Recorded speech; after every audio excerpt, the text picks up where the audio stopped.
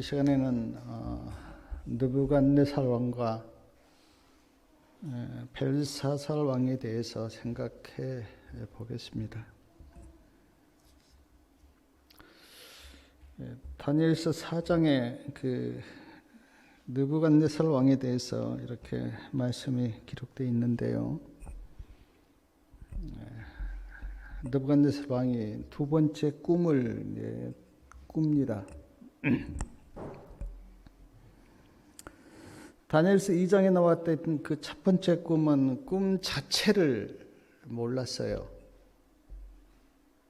근데 두 번째 꿈은 압니다. 근데 해석을 못하는 거예요.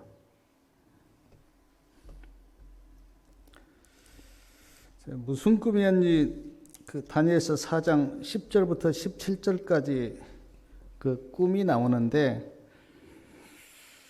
그 꿈을 제가 말씀을 드리면, 이제 한 그 땅 중앙에 나무가 있습니다. 근데 그 나무가 높이 자랐어요. 그리고 하늘에 닿았고 땅 끝에서도 그 나무를 볼 수가 있습니다. 잎사귀는 아주 아름다웠습니다. 열매도 많이 열어서 모든 사람이 먹을 만큼 풍성하였습니다. 그리고 들 짐승들이 그 나무 밑에 와서 쉬고 새들이 집을 짓고 거기서 살아요.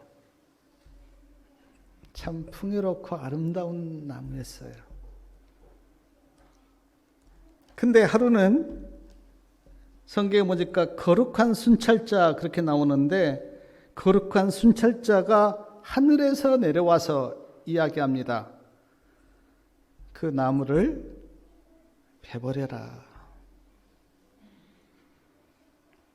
거기에서 놀고 있는 짐승들은 다 쫓아버리라. 새들도 집을 짓지 못하게 쫓아버리라. 가지는 꺾어버리고 잎과 열매는 다 따버리라. 그렇게 거룩한 순찰자가 그렇게 하늘에서 내려와서 그렇게 이야기한 거예요. 그러나 그루터기는 남겨두어라.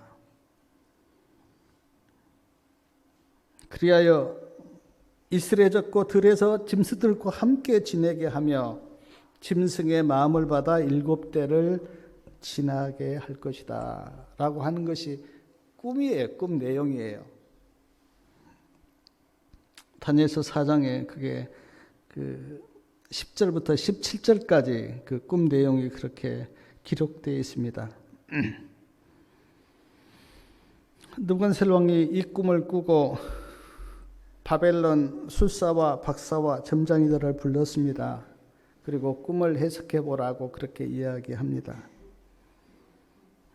아무도 꿈을 해석하지 못한 거예요. 바벨론 박사와 술사들이 꿈을 해석하지 못하자 다니엘이 이제 느부갓네살이 다니엘을 부릅니다. 그리고 다니엘이 이제 그 앞에 나아갔어요. 근데 느부갓네살 왕이 다니엘에게 이렇게 이야기합니다. 다니엘아, 내 안에는 거룩한 신의 영이 있어 은밀한 것이라도 너에게는 어려울 것이 없는 줄을 아노라. 그러면서 그 느부갓네살 왕이 다니엘에게 그 꿈을 해석을 이렇게 부탁을 해요. 다니엘이 그 꿈을 이렇게 듣고 성경에 보니까 아주 놀라고 당황하였다 그렇게 기록되어 있는데, 참 다니엘이 놀랐어요. 그리고 다니엘이 이제 그 꿈을 해석을 하는데, 다니엘서 4장 22절부터 보면 그 꿈이 이제 이렇게 해석이 되는데, 다니엘서 4장 22절 왕이여 이 나무는 누구라고요? 왕입니다. 그래요. 처음에는 막 그 화려하고 아름답고 열매가 많이 열려 있고 짐승들과 새들이 다 풍성하게 그 밑에서 놀고 있는 그 나무였는데 하늘에서 한 순찰자가 와서 그 나무를 베고 짐승을 쫓아버리고 새들을 쫓아버리고 열매를 따버리고 7대를 들 짐승처럼 지내는 그 나무는 왕이십니다. 그렇게 이야기합니다. 왕이 이렇게 될 겁니다. 왕이 처음에는 하나님의 축복을 받아서 그렇게 풍성하게 그렇게 되다가 하나님께서 왕을 심판하셔서 7년 동안 짐승처럼 그렇게 살 겁니다. 그러나 그루터기는 남겨두셨는데 7년 후에 왕이 다시 회복이 될 겁니다. 그렇게 꿈을 이제 해석을 해요, 다니엘이. 꿈을 해석한 후 다니엘서 4장 27절에 보면 다니엘이 그 느부갓네살 왕에게 이렇게 충고를 하는데 다니엘서 4장 27절 말씀을 좀 우리 같이 한번 읽겠습니다. 그런즉 왕이여 내가 가난한 것을 받으시고 공의를 행함으로 죄를 속하고 가난한 자를 긍휼히 여기심으로 죄악을 속하소서. 그리하시면 왕의 편안함이 혹시 장구하리이다 하였느니라. 제가 쉬운 성경으로 이 말씀을 좀 읽어드릴게요.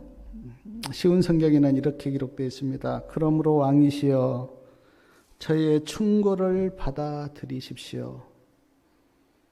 그리고 죄악을 버리시고 옳은 일을 행하십시오. 가난한 백성을 불쌍히 여기시고 악한 길에서 떠나십시오. 그렇게 하면 혹시 왕의 영화가 계속 이어질 수 있을지 모르겠나이다. 다니엘이 꿈을 해석하고 난 다음에 그렇게 충고합니다. 왕이시여, 이제 삶을 바꾸십시오. 죄에서 떠나고 옳은 일을 하고 가난한 백성을 불쌍히 여기시고 악한 길에서 왕이시여 떠나십시오. 그렇게 다니엘이 충고해요. 그리고 다니엘서 4장 29절에 보니까 하나님께서 느부갓네살 왕에게 얼마 동안 기회를 주십니까? 29절에 한번 보면 몇 달이에요? 12달, 1년 동안 기회를 주십니다. 1년 동안 12달 느부갓네살이 어떻게 살고 있는가 하나님께서 이제 지켜보신 거예요. 꿈으로 보여준 하나님의 그 놀라운 계시를 그 느부갓네살이 어떻게 받아들였는가. 다니엘이 그렇게 충고했는데 그 다니엘의 충고를 느부갓네살이 어떻게 받아들이고 변화된 삶을 살았는가에 대해서 12달 동안 하나님께서 지켜보시고 계신 거예요.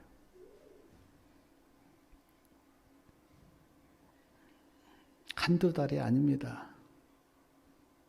1년 동안 지켜보신 거예요. 근데 우리가 성경을 보면 1년 동안 하나님께서 지켜보셨는데 느부갓네살은 변화되지 않았어요. 어떤 것도 달라진 것이 없습니다.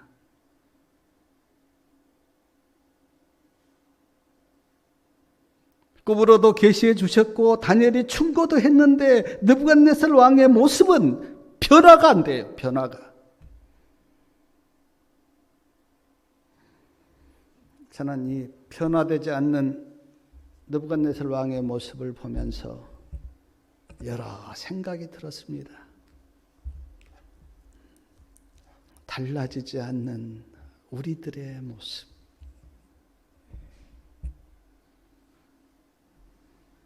하나님의 말씀을 많이 들었어요. 선지자들의 충고도 받았습니다. 그리고 하나님께서 오랫동안 시간도 우리에게 주셨어요. 근데 변화되지 않는 사람들의 모습. 느부갓네살 왕이 어쩌면 변화되지 않는 그리스도인들의 모습을 그렇게 우리에게 보여주고 있는 것은 아닌가?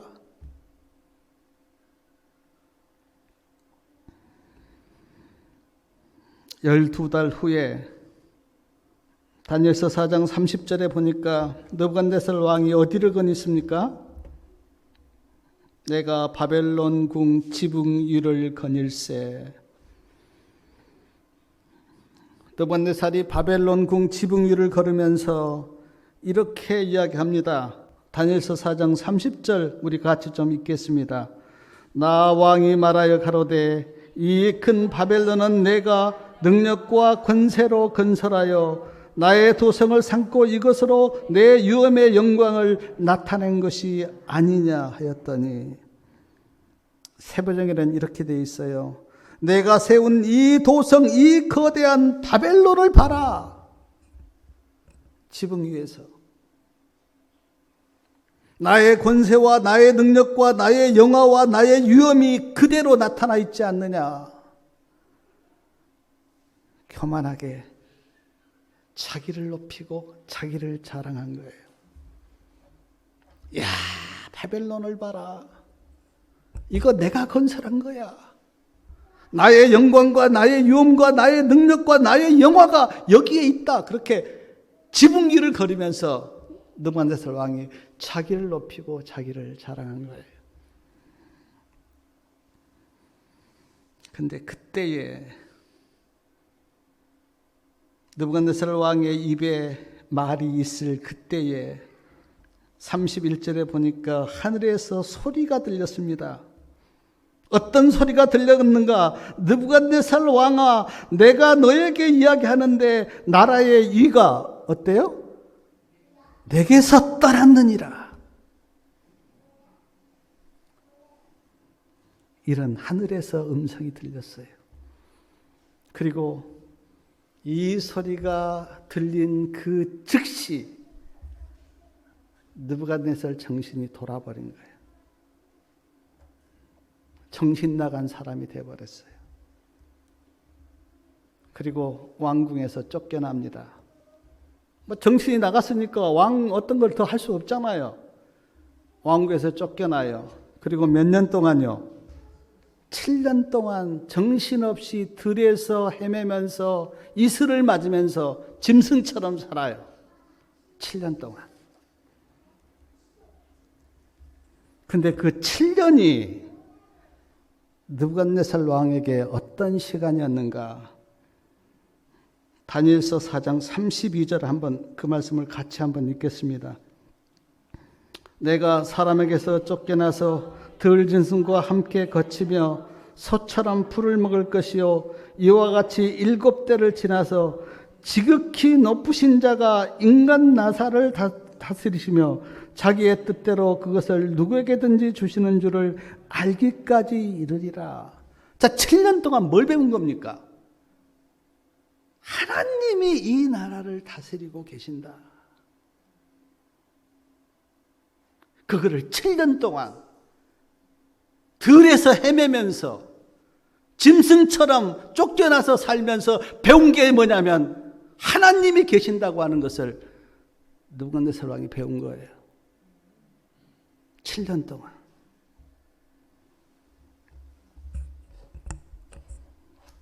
사랑하는 여러분, 하나님께서 꿈으로 보여주실 때 배웠다면 얼마나 좋았겠어요. 다니엘이 그렇게 살지 말라고 왕이여 옳은 일을 행하시고 백성을 잘 다스리고 교만하지 말고 악에서 떠나라고 다니엘이 충고했을 때 배웠다면 얼마나 좋았겠어요. 근데 그때 배우지 못하고, 왜냐하면 교만하였기 때문에 그때 배우지 못하고 7년 동안 짐승처럼 헤매면서 배운 게 뭐냐면 하나님이 이 나라를 다스리고 계신다. 그걸 배운 거예요.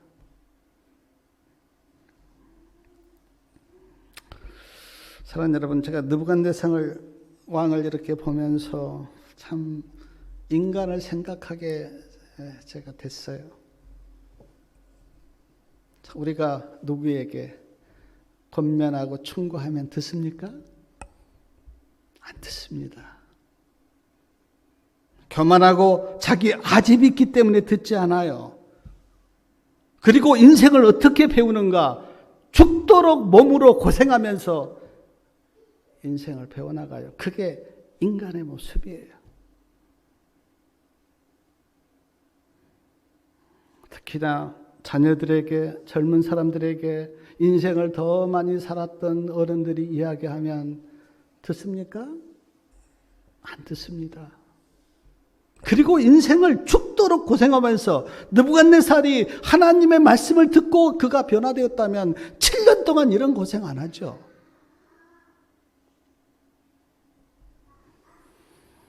몸으로 죽도록 고생하면서 배워나가요, 인간이.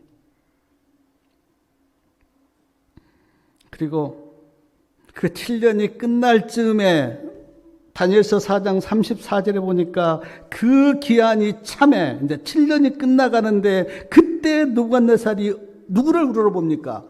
하늘을 우러러봐요. 하늘을. 그때 전에는 뭐 하나님 뭐 그런 거 전혀 우러러보지 않다가 7년이 기간이 끝나갈 그때 느부갓네살이 하늘을 우러러봐요. 하나님이 계시지. 그리고 인간 나라를 하나님이 다스리시지. 그때 우러러봐요, 하늘을. 전에 우러러봤다면 참 좋았을 것인데 전에는 우러러보지 않았어요. 자기 영광, 자기 위엄, 자기 자랑, 그리고 그 7년이 끝나갈 그때 하늘을 우러러보면서 느부갓네살이 하나님이 계시지. 하나님이 계시지. 그리고 고백한 고백이 뭐냐면 다니엘서 4장 37절 말씀 우리 같이 한번 읽겠습니다. 그러므로 지금 나 느부갓네살이 하늘의 왕을 찬양하며 칭송하며 존경하노니 그의 일이 다 진실하고 그의 행하심이 의로우심으로 무릇 교만하게 행하는 자를 그가 능히 낮추심이라. 하늘을 우러보면서 느부갓네살이 이제 고백하는 거예요. 아, 하늘에 하나님이 계시지. 내가 그 하나님을 찬양하며 칭송하며 존경하오니 그분은 어떻습니까? 진실되고 그의 행하심은 다 의로우시다. 그리고 교만한 자를 능히 낮추시는 분이시다라고 느부갓네살이 7년 동안 들에서 헤매면서 인생을 그렇게 깨달아요.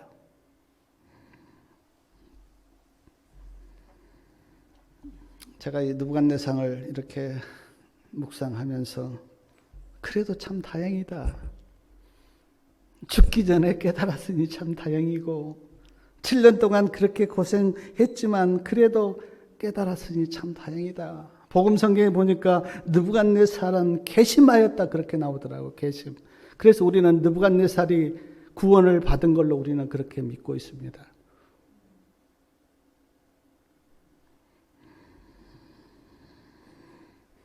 마지막에서라도 이렇게 참 깨닫는 게 그게 복 아닙니까? 그러나 저는 제가 성경을 다니엘서를 이렇게 보면서 저는 마음속으로 참 느부갓네살이 죽기 전에 그렇게 깨닫기는 깨닫고 하나님을 인정하고 그렇게 죽어서 구원은 받았지만 그러나 하나님의 사랑과 은혜가 그렇게 깨닫게 했다고 하는 것을 제가 말씀에서 보게 되었어요.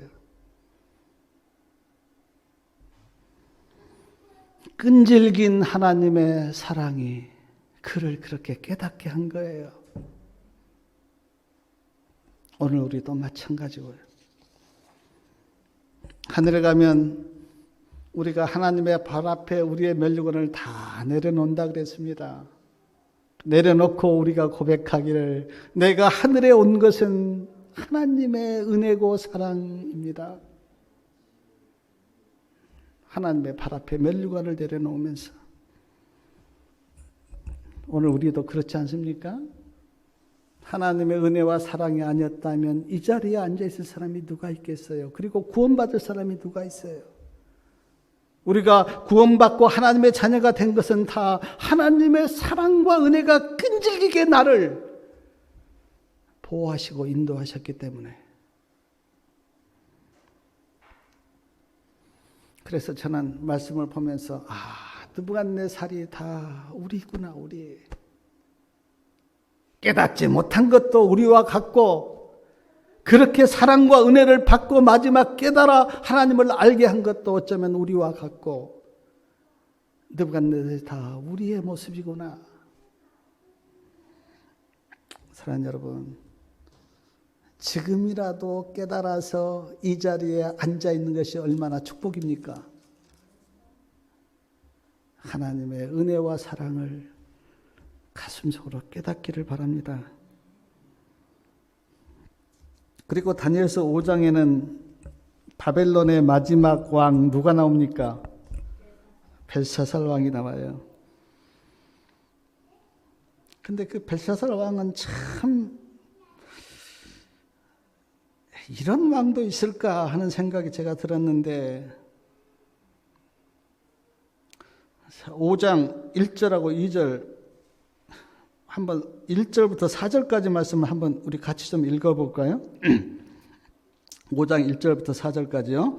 벨사살 왕이 그 귀인 1,000명을 명하여 큰 잔치를 배설하고 그 1,000명 앞에서 술을 마시니라.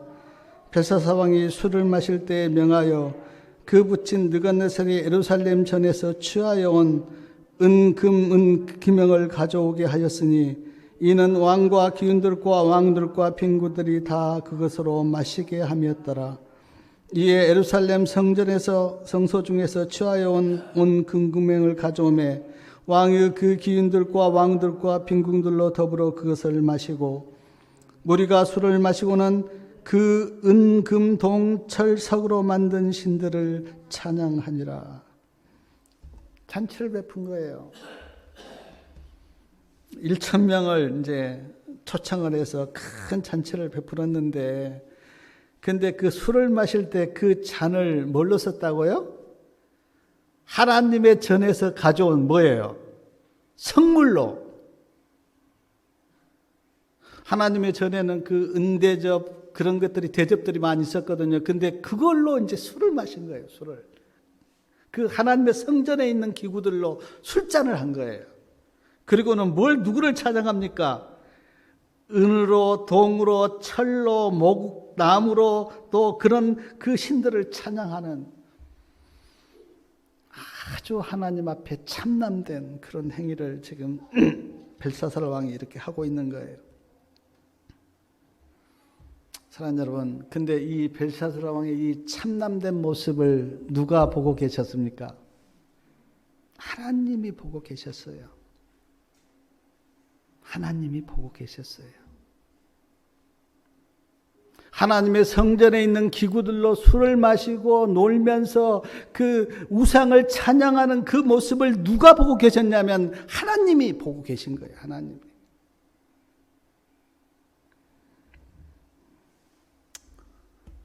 사랑하는 여러분, 마태복음 10장 28절에 보면 예수님께서 사람을 두려워하지 말고 하나님을 두려워하라 그렇게 말씀하셨는데, 지금 벨사살 왕은 전혀 하나님을 두려워하지 않습니다. 그리고 이 참남된 행위를 한 거예요. 그때에 다니엘서 5장 5절에 보니까 사람의 손가락이 나타나서 벽에다가 이제 글을 쓴 겁니다. 근데 사람의 손가락이 이렇게 나오는데 제가 애은혜신의 주석에 보니까 이것은 사람의 손가락이 아니고 하나님의 손가락이었다. 하나님께서 벽에다가 제가 그 증언의 말씀 보니까 그냥 글씨가 아니고요. 불같이, 그러니까 빨간 불이 타는 것처럼 그런 모습으로 이제 벽에다가 손가락이 나타나서 쫙 글을 쓰는 거예요. 잔치를 벌이고 있는데.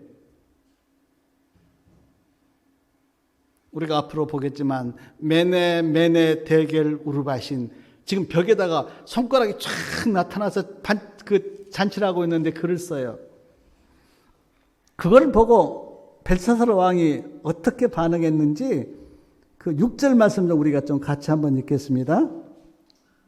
이에 왕이 즐기던 빛이 변하고 그 생각이 번민하여 넓적자들과 마디가 녹는 듯하고 그 무릎이 서로 부딪힌지라. 그걸 보고 이제 부들부들 떤 겁니다. 왕이, 벨사살 왕이. 여기 보니까 어쩌습니까? 넓적자리 마디가 녹는 듯하였다. 그리고 무릎이 부딪히는 듯하였다. 제가 한번 이렇게 좀 생각을 해봤어요. 지금 파티를 하고 술을 마시고 노는데 갑자기 손가락이 나타나서 벽에다가 빨간 글씨로 쫙 글을 쓰는데 그 어떤 두려움과 그 위험 때문에 왕이 지금 부들부들 떠는 거예요. 잔치가 어떻게 됐겠어요? 잔치가. 그 순간 잔치는 끝났죠. 그리고 벨사살 왕이 너무너무 두려우니까 부들부들 떨면서 누구를 부르냐면 성경에 보니까 박사와 술사들을 부릅니다. 그리고는 그 글을 좀 읽고 해석해 보라고. 박사와 술사들이 그렇게 왔어요. 그 성경에 보니까 이 글을 읽고 해석하면 내가 자주옷을 입히고 상급을 주고 셋째 칠자로 삼겠다. 그렇게 이야기하는데 박사와 술사들이 왔는데 아무도 그 글을 읽지도 못하고 해석도 못하는 거예요. 그 글을 사람이 썼다면 읽겠죠. 그러나 하나님이 하늘 방언으로 썼기 때문에 이 세상에서 누가 그걸 알겠어요? 벨사살 왕이 막 너무너무 더 두렵고 더 떨고 있는데 그때 말씀해 보니까 그 벨사살 왕의 어머니가 무슨 권면을 하냐면 다니엘을 부르시라고. 다니엘은 아주 그런 것에 명석하고 뛰어난 사람이기 때문에 다니엘을 부르시라고. 그러면 다니엘이 그 글을 읽고 해석해 드릴 거라고. 왕의 어머니가 그렇게 이야기해요. 다니엘이 왔습니다. 벨사살 왕이 다니엘에게 이렇게 이야기합니다. 다니엘서 5장 17절 말씀 좀 우리가 한번 같이 읽을까요?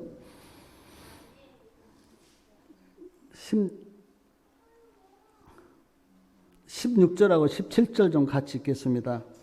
내게 대하여 들은즉 너는 해석을 잘하고 의문을 바한다 하도다.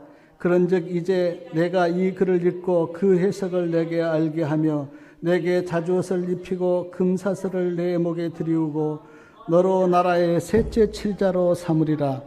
다니엘이 왕에게 대답하여 가로되 왕의 애물은 왕이 스스로 처하시고 왕의 상급은 다른 사람에게 주옵소서. 그럴지라도 내가 왕을 위하여 이 글을 읽으며 그 해석을 아시게 하리이다. 다니엘이 아주 담대하게 왕이시여 그 예물 그 왕이 가지십시오. 상급 다른 사람에게 주십시오. 그러나 내가 이 글을 읽고 해석해 드리겠나이다. 그렇게 담대하게 다니엘이 왕 앞에서 그렇게 이야기합니다. 어떻게 이렇게 다니엘이 담대할 수가 있었을까? 다니엘은 알았어요. 인간의 생사화복이 누구에게 있다? 하나님께 있다고 하는 것을 다니엘이 안 거예요. 그래서 이렇게 담대한 거예요. 사랑하는 여러분, 저도 참 마음이 강하지를 못해서 참 여러 가지 힘든 어떤 것도 있었는데, 사랑하는 여러분, 예수님을 믿는 자들이 거만하면 안 되죠. 그러나 너무 기가 죽거나 풀이 죽어 있는 것도 좋지 않아요. 담대할 때는 담대해야 돼요. 예수 믿는 자들이 교만해서는 안 되지만 그렇다고 너무 겁을 먹고 떨어서도 안 돼요. 우리는 하나님을 믿기 때문에 정말 이 다니엘이 왕 앞에서 그렇게 담대하게 왕이여 그거 다른 사람에게 주십시오. 그러나 내가 그 글을 해석해 드리겠나이다. 그렇게 이야기한 것처럼 우리는 하나님을 믿기 때문에 담대할 때는 담대해야 돼요. 너무 인정에 끌리거나 너무 겁을 먹고 떨거나 너무 의기소침하거나 너무 하나님을 믿는 사람이 너무 그래도 그거는 옳은 태도가 아니에요.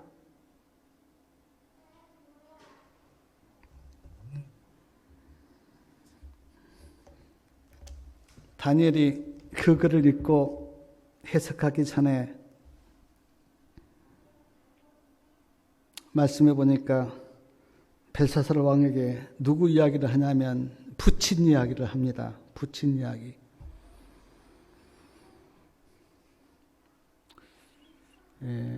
18절부터 그게 쭉 나오는데 그 아버지 느부갓네살 이야기를 다니엘이 그 벨사살 왕에게 해줘요. 성경에는 부친이라고 이렇게 되어 있고 뭐 아들 그렇게 나오는데 제가 그 역사와 예언책 이렇게 보니까 거기에는 이렇게 되어 있더라고요. 벨사살 왕의 아버지는 나보니더스였대요. 그리고 할아버지가 누구냐면 할아버지가 벨사살이에요. 느부갓네살이에요. 할아버지가. 근데 이제 그 이야기를 하면서 전통적으로 아버지나 할아버지를 다 그냥 부친이라고 그렇게 불렀대요. 그래서 지금 성경에는 부친 이야기가 나와요. 18절 그렇게 나오잖아요. 왕이여 지극히 높으신 하나님의 왕의 부친 느부갓네살에게, 그리고 22절에도 벨사살이여 왕은 그의 아들이 되어서 그렇게 나오니까, 그러니까 아들 부친 나오는데 진짜 그 아버지는 나보니더스였고 할아버지가 느부갓네살이었는데 지금 다니엘이 누구 이야기를 하냐면 할아버지 느부갓네살 이야기를 합니다. 뭐라고 하는가? 벨사살 왕이여 할아버지 부친 느부갓네살 아시지 않습니까? 느부갓네살 왕이 교만하고 하나님을 믿지 않아서 7년 동안 들짐승처럼 헤매다가 다시 회복된 것 아들 알지 않습니까? 그러면서 22절 말씀 우리 좀 같이 읽겠습니다. 벨사살이여 왕은 그의 아들이 되어서 이것을 다 알고도 오히려 마음을 낮추지 아니하고, 아들이 되어서 이것을 다 알고도 다니엘이 그렇게 책망한 거예요. 부친 느부갓네살 왕이 어떻게 살았다고 하는 것을 아들로서 다 알면서도 왜 그렇습니까? 다 알면서도. 느부갓네살 왕이 고백하기를 하나님이 계십니다. 그렇게 고백했잖아요. 그걸 다 알면서도 왜 그렇습니까? 백성들이 무엇을 원하시고 왕이 어떻게 백성들을 다스려야 한다는 것도 알지 않습니까? 근데 왜 알면서도 왜 그렇습니까? 하나님의 우상을 싫어하고 하나님의 전 기구들로 술을 마시는 이 참남단 행위를 알면서도 하나님 벨사살 왕이 왜 그렇습니까? 다니엘이 아주 강하게 벨사살 왕을 책망해요. 다 알고도. 근데 사랑하는 여러분, 성도님들 신앙생활 오래 하셨죠? 그리고 다 압니다. 하나님이 어떤 분인지 다 우리 알아요. 죄를 짓지 않아야 한다는 것도 다 우리 알고 있습니다. 어떻게 사는 것이 하나님의 뜻이라는 것도 우리 다 알아요. 하나님께서 무엇을 원하시는지 우리 다 알고 있습니다. 예수님이 다시 오신다고 하는 재림도 부활도 우리가 다 알고 있어요. 하늘 본향이 있다는 것도 다 알고 있고 심판과 마지막 부활이 있다는 것도 우리 다 알아요. 우리 다 알고 있습니다. 다니엘이 벨사살 왕에게 강하게 왕이시여 느부갓네살이 어떻게 살았다고 하는 것을 다 알고도 왜 그렇습니까? 라고 책망한 다니엘의 책망 앞에서 하나님이 저에게 들려주신 음성은 다 알지 않느냐? 하나님도 알고 예수님도 알고 심판도 알고 부활도 알고 죄를 미워하는 것도 알고 의를 행해야 된다는 것도 다 아는데 왜 믿음으로 살지 않느냐?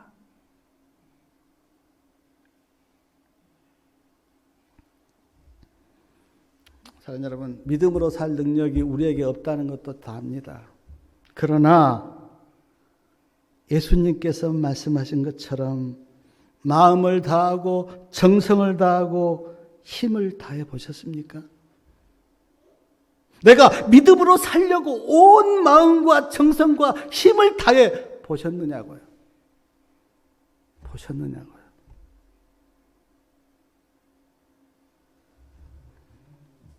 저는 믿습니다. 진짜 우리가 마음을 다하고 뜻을 다하고 정성을 다하고 힘을 다하면 하나님이 은혜와 능력을 더하셔서 믿음으로 살게 하세요. 진짜 마음과 정성과 힘을 다하면. 근데 안타깝게도 거의 모든 그리스도인이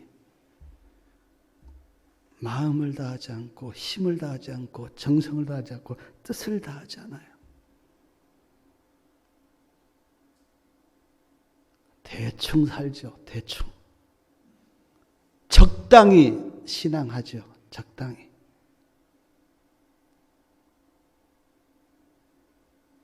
예수님이 말씀하셔서 마음과 정성을 다하여 하나님을 섬기고 이웃을 사랑하라 그렇게 했는데 우리는 그렇지 않아요. 그래서 우리가 믿음으로 못 살아요.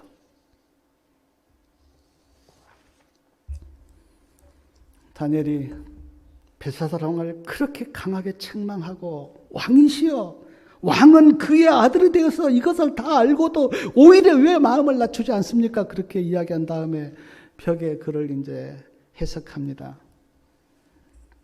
메네 데겔 우르바신. 근데 그 뜻이 뭡니까? 다니엘이 그렇게 읽었어요. 메네 데겔 우르바신입니다. 근데 그 뜻이 뭐예요? 에?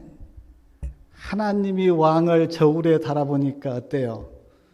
부족해서 나라를 나누어서 메대 사람에게 줄 겁니다. 지금 뭘 심판하는 거예요? 바벨론의 멸망을 심판한 거예요. 이제 왕의 나라는 끝났습니다. 근데 다니엘 5장 30절에 한번 그거 보세요. 그날 밤에 30절에 보니까 그날 밤에 갈대아 왕 벨사살이 죽임을 당하였고 31절이요. 메데 사람 다리오가 나라를 얻었는데 때에 다리오는 62세였더라. 그날 밤에 바벨론이 멸망하고 벨사살 왕이 그날 밤에 죽었어요. 글씨를 벽에 쓰고 그 글씨를 해석하는 그날 밤에 바벨론이 멸망했어요. 제가 그 책을 보니까 어떻게 바벨론이 멸망했는가. 유브라데스 강 물이 쫙 그 궁을 두르고 있어서 들어갈 수가 없대요. 성이 너무 견고하고. 근데 다리오가 지금 메데 페르시아 연합군 총사령관이고 고레스는 다리오의 조카거든요. 근데 고레스가 이제 군대 장관으로 그렇게 이제 연합해서 갔는데 유브라데스 강물을 옆으로 돌리고 넘어간 거예요. 지금 안에는 벨사살 왕이 지금 1000명을 초청해서 술 파티를 하고 있습니다. 그리고 생각도 못한 거예요. 누가 이 강물을 어떻게 넘어올 수가 있는가라고 편안하게 술 마시면서 우상을 찬양하면서 하나님의 성전 기구도로 술잔을 삼아서 그렇게 하고 있는데 그날 밤에 바벨론은 망한 거예요. 그리고 벨사스랑은 죽었어요. 사랑하는 여러분, 이 말씀 앞에서 우리가 뭘 깨달아야 될까요? 어쩌면 이 세상의 종말도요, 우리가 전혀 생각하지 못한 갑자기 종말이 올지 모르고, 내 인생의 종말도 어느 날 갑자기 올 수도 있습니다. 내일 일을 모르는 것이 우리 인간 아닙니까? 내일 일을. 그러므로 사랑하는 여러분, 우리는 오늘 어떻게 살아야 합니까? 이 세상의 종말도 어쩌면 내 인간의 종말도 갑자기 올지 모르는 이런 인생 앞에 우리가 오늘 어떻게 살아야 합니까? 데살로니가전서 5장 3절에 보면 평안하다 안전하다 할 그때에 잉태된 여자에게 해산고탕이 이른 것 같이 멸망이 호련히 이른다고 하였는데 우리는 어떻게 살아야 합니까? 성경에는 깨어 있으라 그리고 믿음으로 살아라. 집주인이 언제 올지 모르는데 깨어서 집주인을 맞이하도록 그렇게 예비하고 있어라. 마태복음 24장 종말장을 쭉 이야기하면서 예수님의 마지막 결론이 뭐냐면 깨어있고 예비하고 있으라. 주님이 언제 올지 모르니까. 누가복음 12장에 보면 부자 이야기가 나와요. 부자가 농사를 잘 지었습니다. 곡식을 쌓아둘 곳이 없어요. 그러니까 부자가 뭐라고 이야기합니까? 곡간을 크게 짓고 거기다가 다 곡식을 넣어놓고 평안히 쉬고 먹고 마시고 즐거워하자. 예, 오늘날로 이야기하면 노후 대책을 아주 잘 해놓은 거예요. 노후 대책을. 근데 그에게 하나님께서 뭐라고 이야기합니까? 어리석은 자야. 오늘 밤에 내 영혼을 찾으러 올지 모르는데 그러면 너 어떻게 할래? 어리석은 자야. 사랑 여러분, 육을 위해서 연금 들고 저축하고 노후 준비하는 것 제가 절대 반대하지 않습니다. 그거 필요해요. 여유가 있으면 노후 대책 철저히 하는 거 좋아요. 그러나 노후 대책은 철저히 하는데 영혼을 위해서는 아무 준비도 하고 있지 않는 사람들, 내 영혼을 위해서는 노후에 어떻게 살 것인가 저축하고 연금 들고 그렇게 철저하게 노후 대책은 하는데 내 영혼을 위해서는 어떤 준비도 하지 않고 살고 있는 사람들에게 하나님은 말씀하시기를 어리석은 자야. 어리석은 자야.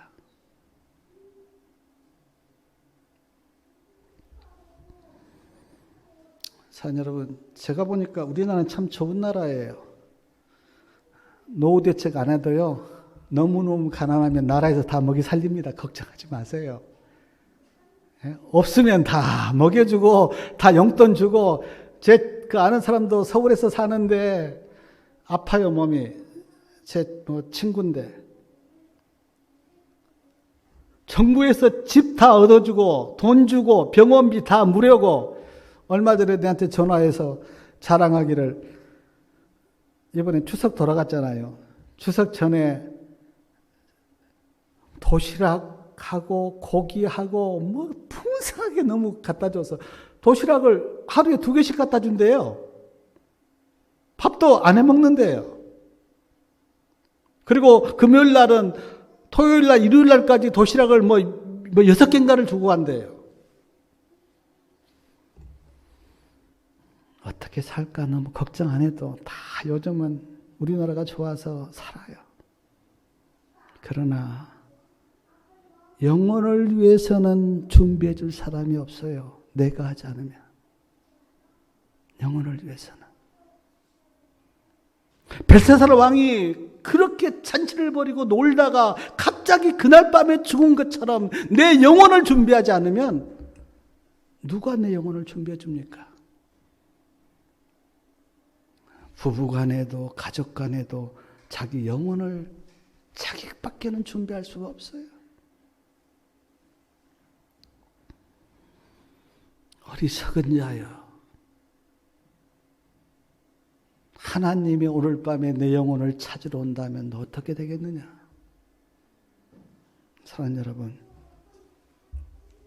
영혼을 위해서 준비하는 지혜로운 사람 다 되시기 바랍니다. 그렇게 우리는 알고 있잖아요. 하나님의 뜻을 알잖아요. 하늘 본향이 있다는 것도 우리는 알잖아요. 그래서 우리는 지혜로운 사람이 돼야지 어리석은 자가 되면 안 돼요. 근데 제가 오늘 이 벨사살 왕을 이렇게 묵상하면서 저울에 달아보니까 부족함이 보였다. 27절에 나오죠? 다니엘서 5장 27절. 한번 우리가 그 말씀 좀 같이 읽겠습니다. 대겔은 왕이 저울에 달려서 부족함이 배었다 하미요. 그렇게 나와요. 우리가 다 하나님의 저울대 앞에 설 건데 우리가 다 죄인들 아닙니까? 하나님의 저울대 앞에 우리가 어떻게 설 거예요? 이 세상에 어떤 사람도 자기 스스로 하나님 앞에 저울대 앞에 서면 통과할 사람 없을 거예요. 누구와 함께 서야 됩니까? 예수 그리스도와 함께 서야 돼요. 예수님의 의가 나를 덮어야 돼요. 예수님 안에 들어가셔야 돼요. 어떤 사람도 자기 혼자 그 저울대 앞에 서면 통과할 사람 없어요. 예수님을 모시고 예수님과 함께 서셔야 돼요. 그래야 하나님의 저울대를 통과할 수가 있어요. 사랑하는 여러분, 우리도 언제 하나님 앞에 부름받아서 갈지 모르지만 그때 혼자 가지 마시고 예수님과 함께 동행하시기를 바랍니다. 그래야 저울대 앞에 통과해요. 근데 벨사살 왕은 혼자 갔어요. 혼자. 예수님 없이 혼자 그 저울대 앞에 섰기 때문에 부족함이 보였다고요. 우리는 이런 어리석은 자 되지 말고 주님 모시고 주님 안에 그 저울대 앞에 서서 하나님의 저울을 다 통과하고 하나님의 자녀로 부름받아 영원히 사시는 그런 축복된 인생들 다 되시기 바라면서 말씀을 마치겠습니다.